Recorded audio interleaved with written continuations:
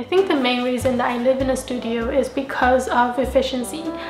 I really like that I have a lower footprint and it's a lot easier to heat up and cool down the space. In the winter times, Toronto can get really cold, but even in the coldest days of winter, my apartment can be heated up really quickly, which means I can always stay comfortable.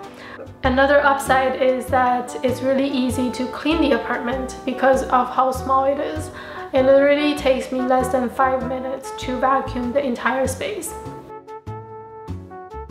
It depends on whether you're buying or renting. Personally, I bought this unit 2 years ago, and the prices have fluctuated a lot since then. If you're looking to buy, then on a monthly basis, your cash flow is going to involve mortgage, condo fee, property tax, as well as hydroelectricity and internet. But even with everything added up, that doesn't cost as much as rent. I know that if I were to rent out my unit, I can be rented for $1,800. If you were to rent a one-bedroom in this building, it can go as high as $2,300. Which means if I were a renter, I can save up to $500 every month, which is great. There's a lot of ways to use that money.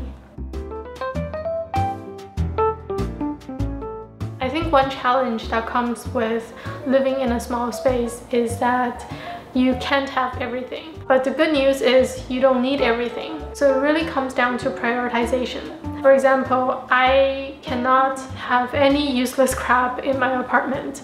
Every time I bring something in, I have to get rid of something.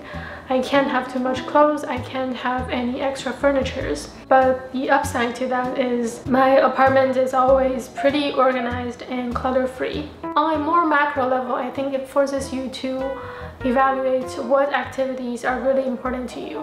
For example, when I moved in here, I knew that I can't really put a couch in this space, which means I couldn't really invite any friends over.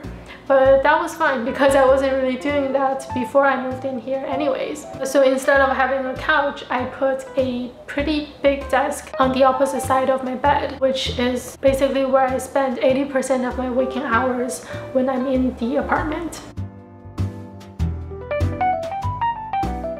Because living in a studio is a lot more affordable, that means I can actually choose to live in a prime and more convenient location. So instead of spending hours on commute every day, I'm actually only 20 minutes away from work in terms of walking distance. So being in a central location like this was very beneficial to me because I could go to a lot more meetup events, which was good for career development.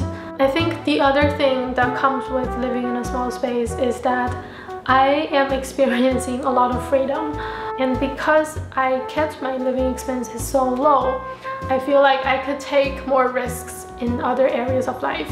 For example, last year I quit my job and spent a few months just learning and ramping up my skill sets and ended up finding a better job in the end.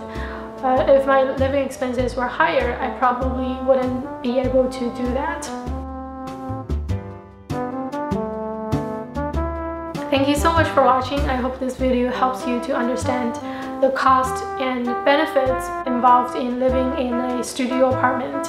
If you have any questions related to this topic, you can leave it in the comments below. I will either respond to it directly or I'll make another video in the future. If you're interested in this topic, feel free to subscribe to my channel and join me in my studio apartment adventure. Bye!